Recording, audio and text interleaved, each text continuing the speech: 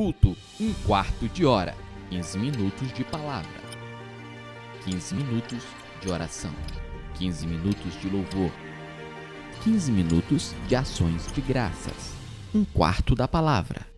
Graça e paz em nome de Jesus, nós estamos começando mais um quarto de hora da palavra. É isso aí, um quarto de hora da palavra. Todas as manhãs nós estamos colocando um conteúdo novo, um conteúdo inédito da palavra de Deus sobre a oração. A importância de nós termos uma disciplina na oração, a importância de nós perseverarmos em oração. A palavra de Deus toda nos diz sobre a importância da insistência, sobre a importância da comunhão com Deus, do relacionamento com Deus. E nós estamos nesse propósito, um quarto de hora de palavra, um quarto de hora de clamor e oração, um quarto de hora de louvor e adoração e um quarto de hora de ações de graça. Faça seus 15 minutos meditando na devocional sobre a palavra de oração e depois 15 minutos em clamor. Deus honra a perseverança, a insistência. Agora, a palavra de Deus nos diz que a oração de um justo pode muito em seus efeitos. Vamos observar o que o apóstolo Tiago vai nos trazer a partir do capítulo 5, versículo 13 até o 16. Apóstolo Tiago, capítulo 5, versículo 13 a 16, na sua epístola nos diz assim: Está alguém entre vós aflito? Ore. Está alguém entre vós contente? Cante louvores. Está alguém entre vós doente? Chame os presbíteros da igreja e orem sobre ele, ungindo-o com azeite em nome do Senhor. E a oração da fé salvará o doente, e o Senhor o levantará. E se houver cometido pecados, ser-lhe-ão perdoados. Confessai as vossas culpas uns aos outros, e orai uns pelos outros, para que sareis. A oração feita por um justo pode muito em seus efeitos. A oração feita por um justo pode muito em seus efeitos. A oração que é considerada oração eficaz é a oração que tem respostas. É a oração que gera resultados. Agora, para gerar resultados tem que haver insistência, tem que ter perseverança, tem que ser homens santos clamando, orando completamente entregues a Deus, separados inteiramente do pecado e para o Senhor. Separado, santidade, santo, separação, né? Nosso Senhor Jesus Cristo era preeminente na oração, pois ele era preeminente em santidade. Uma total dedicação e entrega a Deus, a qual carrega em si todo o ser em uma chama de consagração santa. Ele buscava continuamente a Deus Pai. A palavra de Deus nos diz: levantar mãos santas é essencial à oração cristã. Não é, porém, uma santidade dedicada somente à hora da oração, em que se separa meramente uma hora ao Senhor, mas uma consideração que toma conta de todo homem que dedica a vida por completo a Deus. Jesus tinha acesso instantâneo a Deus Pai. Por quê?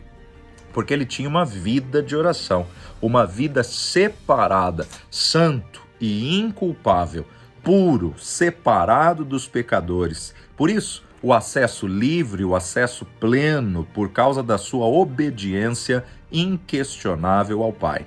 A obediência não apenas nos qualifica, como também ela precede a oração. Ela deve ser amorosa, ela deve ser constante, sempre fazendo a vontade do Pai e seguindo alegremente o caminho dos mandamentos de Deus.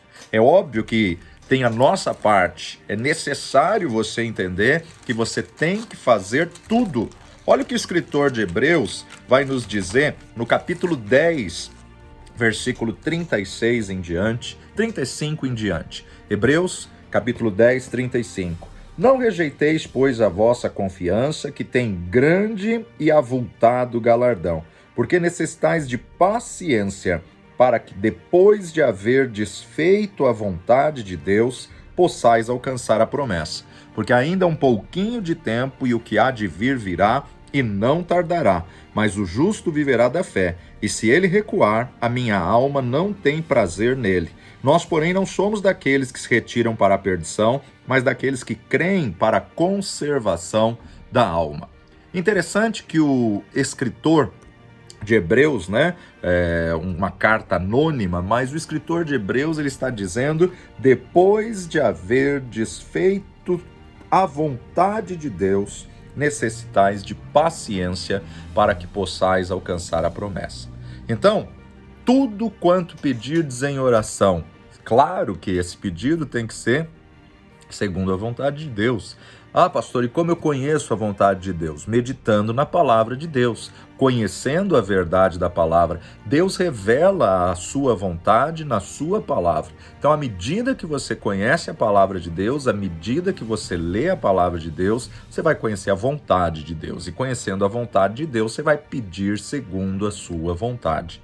Jamais Deus vai responder uma oração se você está pedindo uma arma para matar alguém que você quer se vingar. Deus não ouve esse tipo de oração porque não condiz com a palavra dele. Por mais fé que você tenha, é um tipo de oração que Deus não vai responder. Por quê? Porque não está de acordo com a vontade dele. A vontade dele é perdoar, é reconciliar, a vontade dele é justamente restaurar. Então, tem a parte humana, para que depois de haver desfeito a vontade de Deus, possais alcançar a promessa. Você pede, faz segundo a vontade de Deus e aguarda com paciência para que a resposta venha. No caso do rei Ezequias, foi um grande apelo que mudou um decreto de Deus, de que Deus já tinha enviado o profeta lá para dizer que certamente ele iria morrer. Põe tua casa em ordem, porque certamente morrerás. Só que o governante afetado clamou a Deus, se virou para a parede, se arrependeu e rogou a Deus para que Deus se lembrasse de como ele tinha andado diante do Senhor, em verdade, em sinceridade, de coração reto. Isso valia muito para Deus. O Senhor ouviu a sua petição e, como resultado, a morte de Ezequias foi adiada mais 15 anos. Deus ordenou que o profeta voltasse lá e desse a ele uma palavra de conforto, de ânimo, de consolo, que o Senhor estava prorrogando mais 15 anos de vida. Jesus aprendeu a obediência na escola do sofrimento e, ao mesmo tempo, ele aprendeu a orar na escola da obediência. Então, como a oração do justo pode muito em sua eficácia, assim é a justiça, que é a obediência a Deus. Um homem justo é obediente, e é ele quem ora com eficácia, que alcança grandes coisas quando se coloca de joelhos, quando se dobra diante do Deus Todo-Poderoso. A oração não é um mero formato de palavras, ela não é apenas clamar a um nome. A oração é obediência. A oração ela é alicerçada numa rocha indestrutível da obediência a Deus. Apenas os que obedecem é que têm direito à resposta da oração. Por trás da oração tem que haver o executar, tem que haver o agir, e é a constante execução da vontade de Deus na vida cotidiana que vai dar potência à oração, como muito bem ensinou nosso Senhor Jesus Cristo em Mateus capítulo 7, Evangelho segundo Mateus capítulo 7, verso 21 a 23. Nem todo que me diz Senhor, Senhor, entrará no reino dos céus, mas aquele que faz a vontade de meu Pai que está nos céus. Muitos me dirão naquele dia: Senhor, Senhor, não profetizamos nós em teu nome? E em teu nome não expulsamos demônios? E em teu nome não fizemos muitas maravilhas? E então lhes direi abertamente: nunca vos conheci, apartai-vos de mim, vós que praticais a iniquidade. Nem todo que me diz Senhor, Senhor, entrará no reino dos céus, mas aquele que faz a vontade do meu Pai que está nos céus. Então você tem que fazer a sua parte, você tem que cumprir a vontade de Deus, realizar a vontade de Deus. Nenhum nome, não importa quão precioso e poderoso seja, pode proteger e conceder eficácia à oração sem estar acompanhado da execução da vontade de Deus. Nem a ação sem oração nos livra da desaprovação divina. Se a vontade de Deus não governa a vida, a oração não passará de um sentimento doentio. Se a oração não inspira, santifica e direciona o nosso trabalho, o egoísmo entra para arruinar tanto o trabalho quanto o trabalhador. Muitos desejam sinceramente obter uma resposta às suas orações, mas acabam sem recompensa e desventurados. Focam a mente em alguma promessa de Deus e se esforçam com a força de uma obstinada perseverança a fim de obterem fé suficiente para lançar mão e reivindicar. Temos que ter persistência, temos que insistir, temos que perseverar, mas acima de tudo, temos que obedecer. A fé, em sua mais elevada forma, é o ato e a postura de uma alma rendida a Deus, na qual habita a sua palavra e o seu Espírito. É verdade que a fé deve existir de uma forma ou de outra, a fim de incitar a oração, mas em sua mais forte forma e em seus mais amplos resultados, a fé é o fruto da oração. A obediência a Deus auxilia a fé como nenhuma outra atitude. Quando há obediência, o reconhecimento implícito da validade e a supremacia dos comandos divinos, com certeza vai haver a resposta. A fé deixa de ser uma tarefa quase sobre-humana, a obediência a Deus facilita crer e confiar no Senhor. Após a obediência, o próximo passo é o passo da fé. É tomado pronta e facilmente. A dificuldade da oração não está na fé, mas na obediência, que é o alicerce da fé. A falta de obediência na nossa vida destrói a oração. Frequentemente, a vida em que a oração é quase impossível, exceto se for perdão e misericórdia. A vida em desobediência, ela produz orações extremamente pobres. A desobediência fecha a porta para o lugar secreto da oração e bloqueia o caminho para o Santo dos Santos. Ninguém pode realmente orar se não obedecer. E a palavra de Deus, o Senhor nos revela que o obedecer é melhor do que o sacrificar. O obedecer é melhor do que a gordura de carneiros. Lembra que foi exatamente o que o Senhor disse ao profeta Samuel diante da desobediência do rei Saul? Eis que o Senhor não se agrada de sacrifício tolo.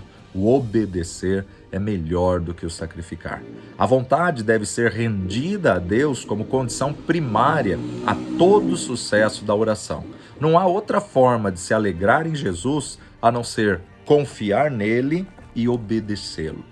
Evangelho de João, capítulo 9, nós vemos um dos lindos milagres de Jesus, que tem poder de fazer todas as coisas, e aqui, com uma voz de comando, ele deu uma instrução para um cego. E esse cego, ao obedecer à instrução, esse cego ficou curado. O cego de nascença. E passando Jesus, viu um homem cego de nascença, e os seus discípulos lhe perguntaram, dizendo: Rabi, quem pecou, este ou seus pais, para que nascesse cego? Jesus respondeu: nem ele pecou e nem seus pais, mas foi assim para que se manifestem nele as obras de Deus. Convém, pois, que eu faça as obras daquele que me enviou, enquanto é dia. A noite vem, quando ninguém pode trabalhar. Enquanto estou no mundo, sou a luz do mundo. Tendo dito isto, cuspiu na terra, e com a saliva fez lodo, e untou com lodo os olhos do cego, e disse: vai, lava-te no tanque de Siloé, que significa o enviado. Foi, pois, e lavou-se, e voltou vendo. Então os vizinhos e aqueles que dantes tinham visto que era cego diziam: não é este aquele que estava sentado e mendigava? Uns diziam: é este, e os outros: parece-se com ele. Mas ele dizia: sou eu. Que coisa linda e tremenda, né? Jesus cospe no chão, faz lodo com a terra, unta os olhos daquele homem que era cego e manda ele ir se lavar no tanque de Siloé, que era do outro lado da cidade. Ele tem que atravessar toda aquela cidade para poder chegar ao tanque de Siloé. E quando ele lava ali os olhos, tira o lodo, a lama, ele está enxergando. Um homem que era cego de nascença e agora, porque obedeceu. Por que Jesus manda ele do outro lado da cidade, sabendo que ele era cego? Para provar a obediência. A nossa resposta está na perseverança de oração, mas, acima de tudo, na obediência da palavra de Deus. Que você possa obedecer e praticar uma vida diária de oração.